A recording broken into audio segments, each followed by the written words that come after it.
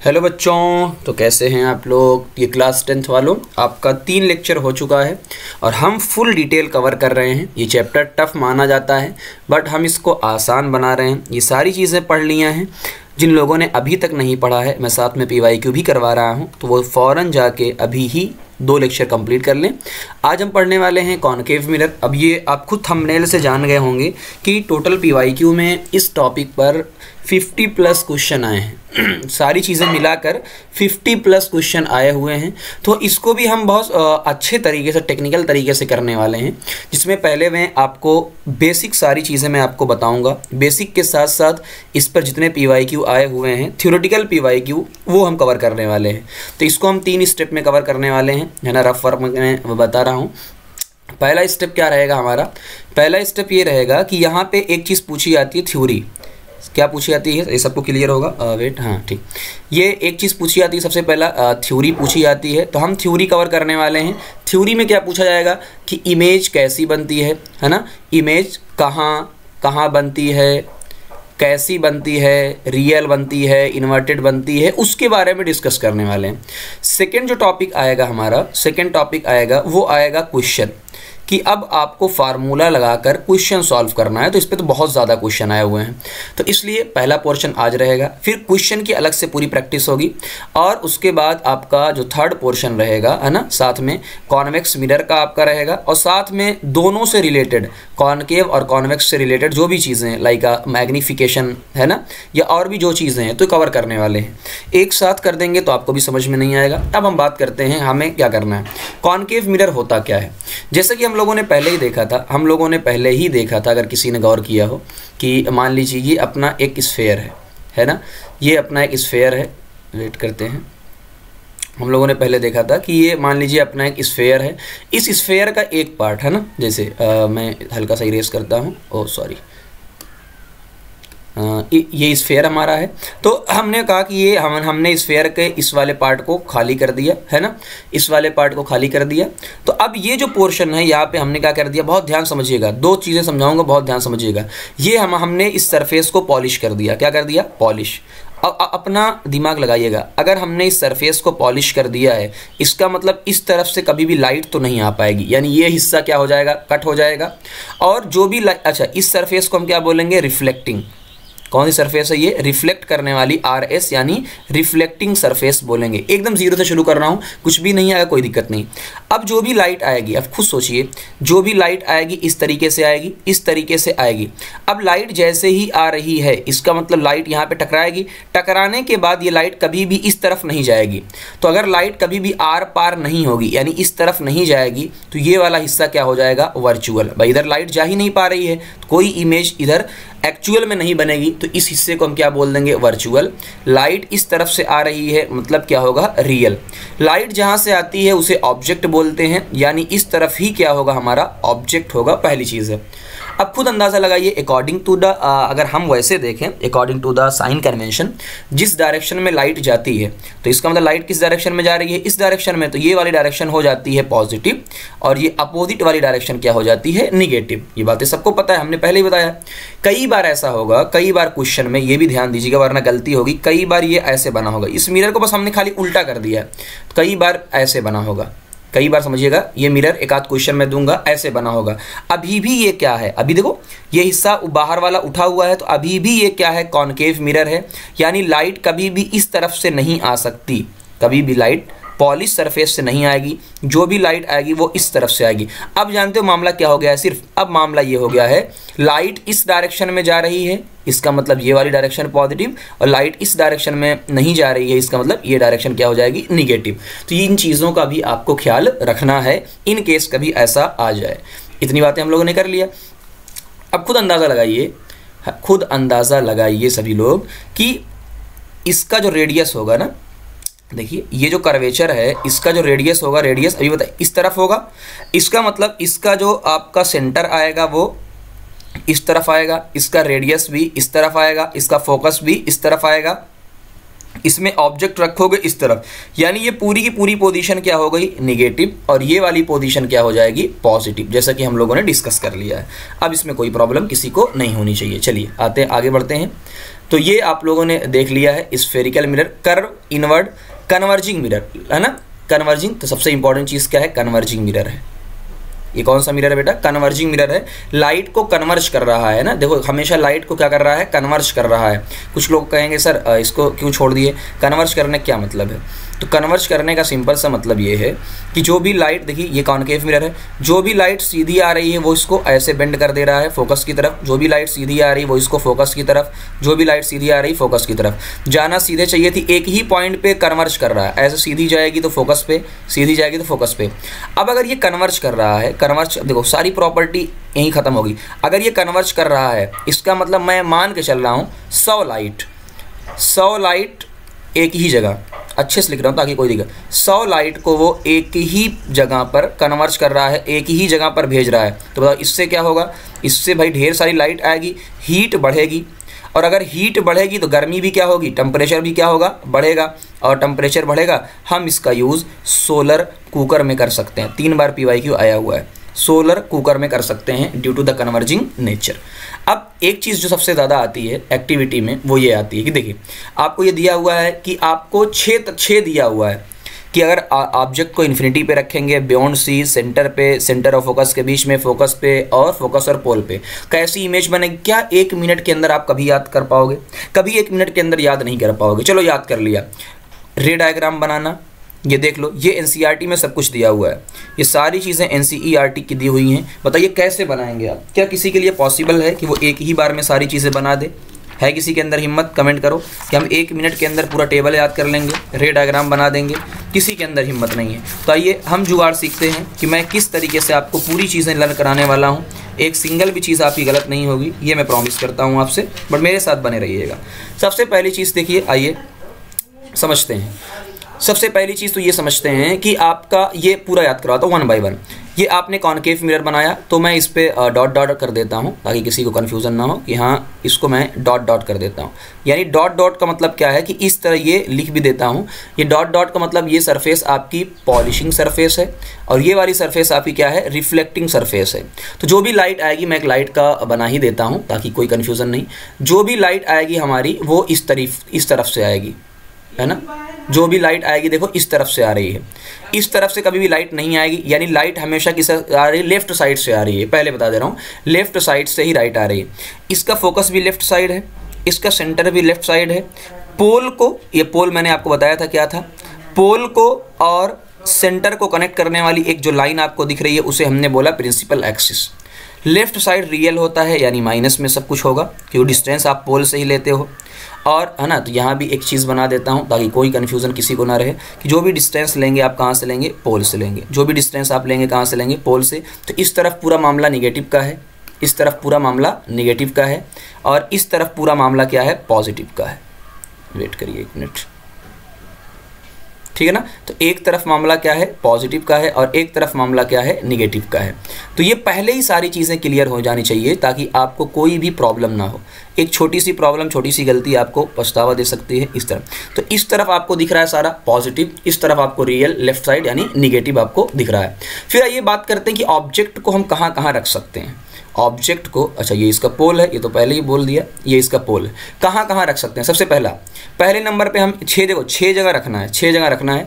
Number 1 पे हमने infinity पे रखा है ना। नंबर 2 पे हमने रखा, देखो इन्फिनिटी, इस चीज़ को बोला जाता है बियॉन्ड सी, यानी सी के बाएं, बाएं का मतलब बियॉन्ड। तो आपको बोला जाता है ये बियॉन्ड सी, मतलब ये सी के बाएं। 2 आप सेंटर पे रख सकते हो, 3 आप फोकस और सेंटर के बीच में रख सकते हो, 4 आप फोकस पे रख सकते हो, 5 और आप फोकस और पोल के बीच में रख सकते हो, 6। कुछ लोग कहेंगे सर यहाँ क्या रख सकते हैं कि नहीं रख सकते। भाई इधर वर्चुअल है, देखो हायर क्लासेस में चलेंगे तो हम यहाँ भी ऑब्जेक्ट रखवा देंगे, कोई दिक्कत नहीं है। वर्चुअल ऑब्जेक्ट रहेगा जो एक्चुअल में नहीं रहेगा, बट हमारे सिलेबस में यहाँ पे ऑब्जेक्ट नहीं। तो क्लियर मेंशन कर देता हूँ, हम यहाँ पे कोई भी ऑब्जेक्ट नहीं रखने वाले हैं, कोई भी ऑब्जेक्ट नहीं रखने वाले। अब सर ये बात तो हो गई, अब आप बताइए हमें याद कैसे करना है। अब सिर्फ इतना बता दिए हमें याद कैसे करना है। तो आइए हम बात करते हैं सबसे इंपॉर्टेंट चीज़, जो मैं कह रहा हूँ उन चीज़ों को ध्यान दीजिएगा, कभी आपकी कोई भी चीज़ गलत नहीं होगी, मेरी बातों को ध्यान रखिएगा।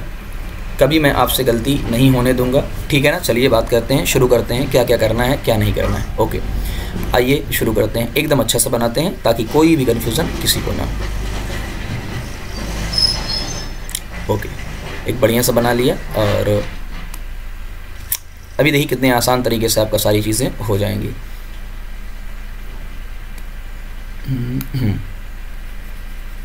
चलिए, अब हमने ये मिरर बना लिया थोड़ा सा और इसको करते हैं सही। ओके ओके, सही हो गया। चलिए लाइन बना लेते हैं एक बड़ी सी। ओके, लाइन भी बन गई अपनी बड़ी सी, एक बड़ी सी लाइन बन गई। ओके, चलिए अब बात करते हैं 1 बाय 1। सबसे पहले 1 बाय 1 मेरी ध्यान दीजिएगा, ये क्या है? पोल। चलिए ठीक है ना, आप नाप के बनाइएगा। ये क्या होता है? फोकस। फोकस का डबल क्या होता है? सेंटर, कई बार 2F1। और ये क्या होता है? बियॉन्ड सेंटर, है ना। तो मैं लिख देता हूँ बियॉन्ड सेंटर। बात समझ, बियॉन्ड सेंटर। चलिए अब क्या समझना है, सबसे पहले नंबर 1 पॉइंट पे आते हैं। नंबर 1 पॉइंट पे ये है कि देखो, हमने पहले ही कहा था इनफाइनाइट की इमेज कहाँ पे बनती है? फोकस पे। यानी जो भी लाइट सीधे आएगी वो कहाँ से पास होगी? फोकस से, ठीक है सर। और फोकस की लाइट कहाँ से पास होती है? इनफाइनाइट। यानी इनफाइनाइट का फोकस पे और फोकस का इनफाइनाइट, दो चीज़ें पहले ही क्लियर होंगी। जितना बता रहा हूँ उतना करिएगा ध्यान से, कभी गलती नहीं होगी। इनफाइनाइट की इमेज कहाँ बनती है? फोकस पे। और जाहिर सी बात है, अगर कोई चाँद बहुत दूर है, कोई बहुत दूर का ऑब्जेक्ट है, बहुत छोटा सा दिखेगा, तो छोटी नहीं बल्कि बहुत छोटी। तो जो भी चीज़ें फोकस पे बनती है वो क्या बनती है? बहुत ज़्यादा क्या बनती है? छोटी बनती है, ठीक है। और जो इनफाइनाइट पे बनती है वो कैसी बनती है? बहुत बड़ी। बहुत क्या बनती है? बड़ी बनती है। बहुत क्या बनती है? बड़ी बनती है।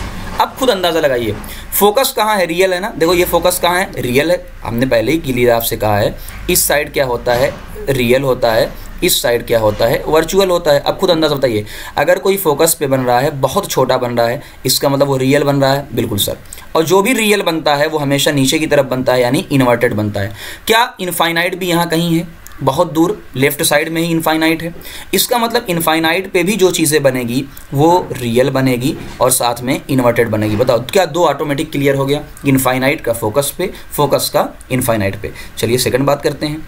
किसी को याद हो, सेंटर की लाइन हमेशा सेंटर से पास होती थी, यानी सेंटर की इमेज हमेशा कहाँ बनेगी? सेंटर पे बनेगी। और चूंकि ये सेंटर है, सेंटर की इमेज सेंटर पे बनती है। कैसी बनती है? इक्वल। भाई सेंटर है ना, तो सेंटर से आके सेंटर से ही वापस चली जाती है, तो इसका मतलब जितना बड़ा है उतना ही बड़े बनेगा, तो यानी इक्वल बनती है। तो सेंटर भी कहाँ है? लेफ्ट साइड में। और लेफ्ट साइड वाले सारे ही क्या होते हैं? रियल।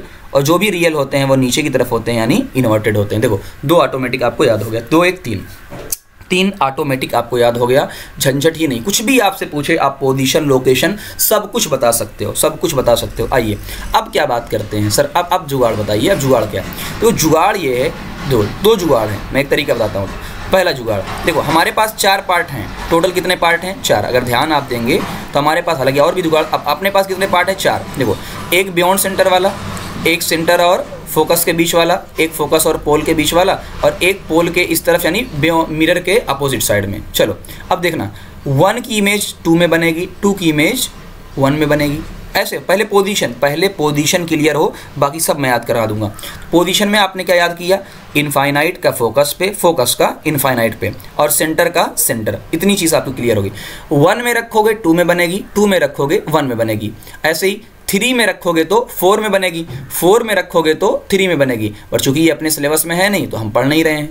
तो यानी बहुत आसान तरीका, जानते हो क्या है? और आसान एक तो तरीका ये आपको, और आसान सेंटर के, देखो समझना बात, एक ऐसे कर लो। देखो सबसे आसान तरीका, सेंटर के इधर रखोगे, सेंटर के इधर रखोगे तो इमेज कहाँ बनेगी? इधर बनेगी। सेंटर के इधर रखोगे तो इमेज कहाँ बनेगी? सेंटर के इधर बनेगी। और सेंटर पे रखोगे तो सेंटर पे ही बनेगी। देखो ऑटोमेटिक है, यानी सेंटर पे रखोगे सेंटर पे बनेगी, सेंटर के राइट में रखोगे तो लेफ्ट में बनेगी, लेफ्ट में रखोगे तो राइट में बनेगी। फोकस की बात कर ही चुके हैं। ऐसे ही ये मान लो फोकस और पोल है ना, ये फोकस है और ये पोल है। तो अगर फोकस और पोल के बीच में रखोगे तो इमेज कहाँ बनेगी? इस तरफ बनेगी। बात समझे? और यही हमारे लिए सबसे ज़्यादा इंपॉर्टेंट है, 11 बार आया हुआ है PYQ में। तो क्या आपको पूरी पोजीशन क्लियर हो गई? पूरी पोजीशन अगर क्लियर हो गई तो आप थंब बताइएगा। लोकेशन क्लियर होनी चाहिए, 6 लोकेशन एक बार आप खुद से लिख के देखिएगा और कमेंट में बताइएगा क्या 6 लोकेशन आपको क्लियर हो गई है। जैसे ही लोकेशन क्लियर हो गई है अब मैं आपको याद कराता हूँ। जैसे ही लोकेशन क्लियर हो गई अब मैं आपको याद कराता हूँ। याद कैसे कराएंगे? सिंपल, देखो अब पोजीशन की बात हो गई है, अब हम बात करने वाले हैं साइज़ की। पोजीशन की बात क्लियर हो गई कहाँ बनता है, अब हम बात करने वाले हैं साइज़ की। साइज़ की बात कर लेते हैं। रे डायग्राम मैं आपको अच्छे से पढ़ाऊंगा, एकदम ऐसी से जुगाड़ से। रे डायग्राम की चिंता बिल्कुल मत करिएगा, हम इसी मेथड से 5 सेकंड के अंदर रे डायग्राम बनाना आपको सिखाएंगे, ये मेरी गारंटी है। पहले जो मैं बता रहा हूँ उन चीज़ों को आप क्लियर करिए। क्लियर क्या करिए, सबसे पहला फोकस पे अभी बताया था, फोकस पे बहुत छोटी बनती है, समझिएगा, फोकस पे बहुत छोटी बनती है। तो आप पहले ही क्लियर कर लो, इनफाइनाइट की इमेज कहाँ बनती है, फोकस पे बहुत छोटी। जैसे ही लेफ्ट साइड में जाएंगे थोड़ी सी बड़ी, देखो फोकस पे बहुत छोटी सी बन रही है, उसके बाद देखो है ना, खुद अंदाज़ा लगाओ, फोकस पे बहुत छोटी बन रही है। फिर जैसे ही थोड़ा सा आगे गए फोकस और सेंटर के बीच में थोड़ी सी बड़ी बनी, डिमिनिश मतलब देखो बहुत छोटी, डिमिनिश मतलब छोटी। फिर सेंटर पे कैसी बनती है, इक्वल। फिर उसके आगे जाए कैसी बनती है, इनलार्ज यानी बड़ी। और इनफाइनाइट पे जाने के बाद कैसी बनती है, बहुत ज़्यादा बड़ी बनती है।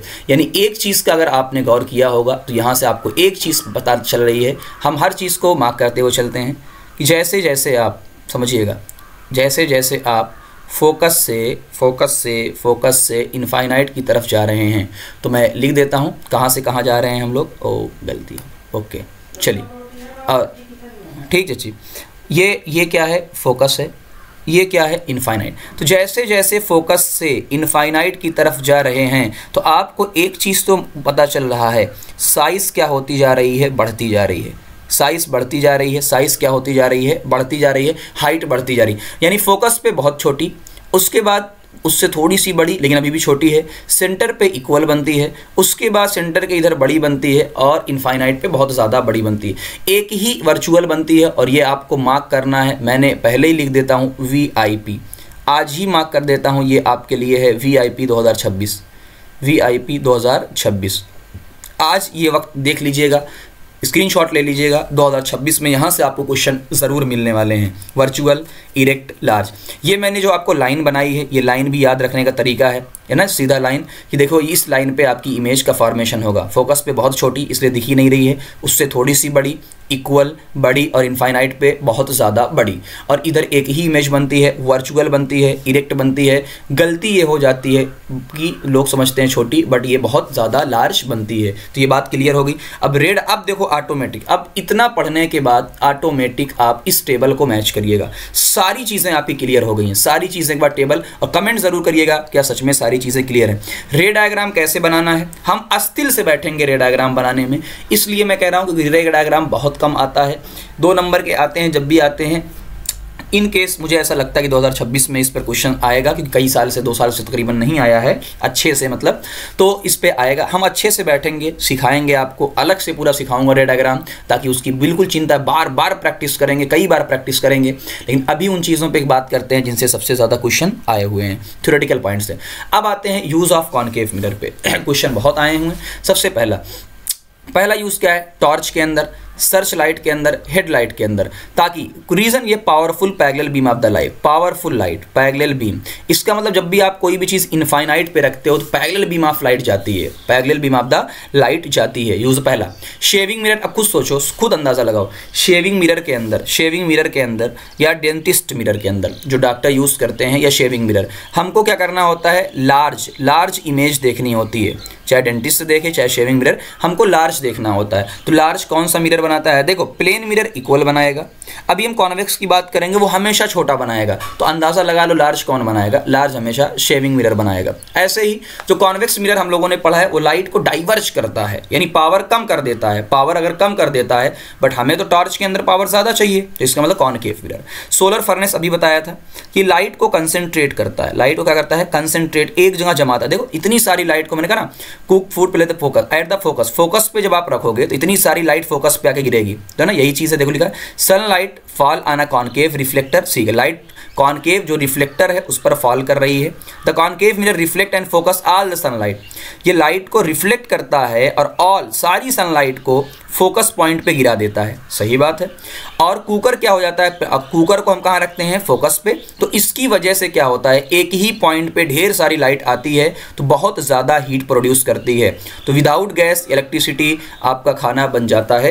ये क्वेश्चन 3 बार PYQ में आया है, इसलिए मैंने पूरा एक्सप्लेनेशन दे दिया है। अब बात करते हैं कॉन्वेक्स मिरर। अब कॉन्वेक्स मिरर को कैसे याद रखेंगे उसका भी जुगाड़ बताता हूँ। ये पूरा टेबल आप पढ़ के देखिएगा। कॉन्वेक्स मिरर का भी आइए जुगाड़ बता देता हूँ, कभी आपसे गलती नहीं होगी। इसलिए पहला लोकेशन और पोजीशन वाली पूरी बात करता हूँ ताकि हम एक साथ रे डायग्राम पे चलेंगे। वरना एक साथ क्या होता है ना, बच्चे गड़बड़ा जाते हैं, अरे सर एक साथ समझ में नहीं आ गया। 1 बाय 1 आज हम बात कर रहे हैं पोजीशन की, कि एक भी क्वेश्चन आपका गलत नहीं होगा। चलिए, ये कौन सा मिरर है, जब अंदर की तरफ आपने क्या कर दिया है, पॉली। अब खुद बताइए क्या इसकी रेडियस, अंदाज़ा लगाइए। ये ठीक है, ये मैं सीधी लाइन ही बना देता हूँ यार, बेइज्जती क्यों कराऊँ। ओके चलिए, तो यानी इसका जो सेंटर आएगा, अंदाज़ा लगाइए, इसका जो सेंटर है इस तरफ आएगा, इसका जो फोकस है इस तरफ आएगा।